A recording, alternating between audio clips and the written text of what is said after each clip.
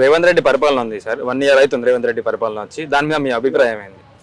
ఈ కాంగ్రెస్ ప్రభుత్వం ఏర్పడ్డ నాటి నుండి వాళ్ళు ఇచ్చినటువంటి హామీలను నెరవేర్చక ఏదో ఒక కాలయాపన చేస్తూ వాళ్ళు ఫెయిల్యూర్ అయినట్టే.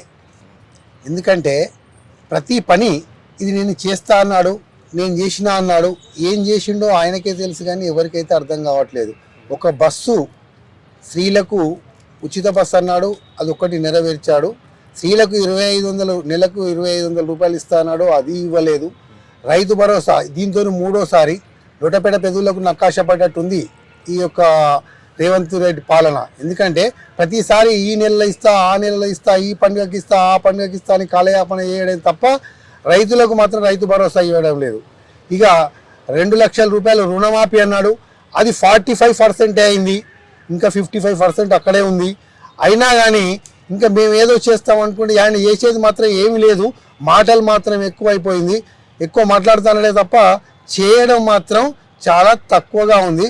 ఆ రోజు కేసీఆర్ ఏదో చేయలేదు, నేనేదో చేస్తా అంటే కేసీఆర్ కంటే పెద్ద తాత అయిపోయింది దొంగ మాటలలో. ఫ్రీ బస్ అని పెట్టండి, దాని మీద మీ అభిప్రాయం ఏంటి? ఫ్రీ బస్ అనే బాపతి పెట్టడం అయితే అది చాలా మన రాష్ట్రానికి నష్టమే తప్ప దానికి లాభం అయితే ఏమీ లేదు.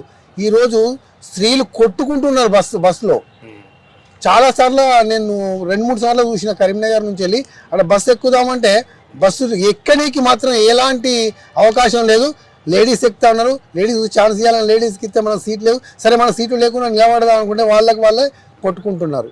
మహిళలకి 2500 అని చెప్పేసి ఒక స్కీమ్ పెట్టిండు, దాని మీద అభిప్రాయం ఏంటి? 2500 రూపాయలు ఇవ్వాలి అని ఇస్తా అన్నాడు, ఎక్కడ ఇచ్చేడు దాని అభిప్రాయం ఉన్నది. దానిలో ఇస్తే ఉన్న అభిప్రాయం చెప్పచ్చు, ఆయన ఇచ్చేయలేదు, సచ్చేయలేదు, ఏదో ఎరవేసి చేపను పట్టినట్టు వాళ్ళు అధికారంలోని రాణికి మాత్రమే ఆ యొక్క 2500 రూపాయలు అని చెప్పారు.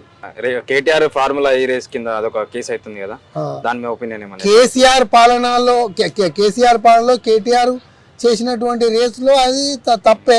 ఆయన వేయడం కూడా ఆయనకి ఎవరికి తెలియకుండా నేనే ఇచ్చినాను అంటున్నాడు కాబట్టి ఆయన తీసుకపోయి జైలేయాల్సింది. ఇప్పుడు రేవంత్ రెడ్డి బెస్ట్ అంటారా, కేసీఆర్ బెస్ట్ అంటారా? వీళ్ళిద్దరిట్లో దొందే. ఇప్పుడు ఎవరు వస్తే బాగుంటుంది అనుకుంటున్నారు మీరు? ఎవరు వస్తే బాగుంటుంది అని అంటే కొంత మటుకు భారతీయ జనతా పార్టీ వస్తే బాగుంటుందేమో అని ఆలోచన. భారతీయ జనతా పార్టీ నుంచి అధ్యక్షుడు ఎవరైతే బాగుంటుంది అనుకున్నారు తెలంగాణకి? రఘునందన్ రావు కానీ బండి సంజయ్ కానీ.